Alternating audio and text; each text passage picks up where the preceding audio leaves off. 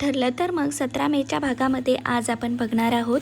इकडे सुभेदारांनी हकलून दिल्याच्या नंतर सचिन त्याच्या आईवडिलांकडे निघून येतो आणि तो त्याच्या आईवडिलांना अस्मिताबद्दल भडकून देतो।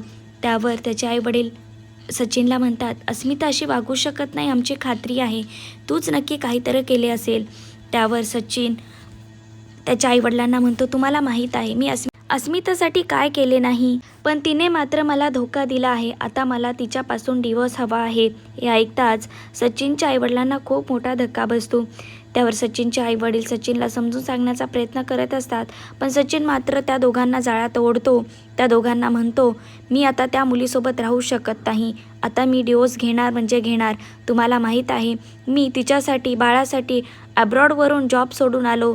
मी जॉब सोडून आल्यामुळे आधीच माझ्या डोक्यावरती खूप कर्ज झाला आहे, कर्जाचा डोंगर झाला आहे। आता मला खरंच खूप भीती वाटत आहे, माझ्या जीवाला काहीतरी होईल।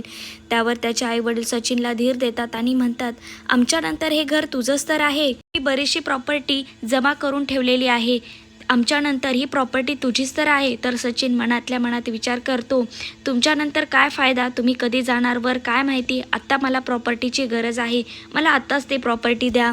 तर सचिनचा आईवडिलांची पण प्रॉपर्टी हडपण्याचा विचार सुरू असतो। एवढा नीच लेवलचा तो मुलगा असतो। सचिनचे आईवडील सचिनच्या बोलण्यामध्ये अडकतात आणि तू जे काही करशील त्या गोष्टीसाठी आमचा पाठिंबा असेल असं त्याला म्हणतात। तर सचिनने चक्क आता त्याच्या आईवडिलांना पण स्वतःच्या जाळ्यामध्ये ओढून घेतलेले असते। सचिन कशा प्रकारे त्याच्या आईवडिलांची प्रॉपर्टी हडपणार, अस्मिता हे करण्यापासून थांबवणार का, त्याच्या आईवडिलांना सतर्क करणार का, हा मुलगा तुमच्या एवढ्या नीच खालच्या लेवलचा आहे। आता अस्मिता आणि सचिनच्या रिलेशनचं काय होणार हे पाहण्यास अतिशय रंजक ठरणार आहे। असं सिरियलचे सर्वात आधी अपडेट पाहण्यासाठी माझ्या चॅनलला सबस्क्राईब करा।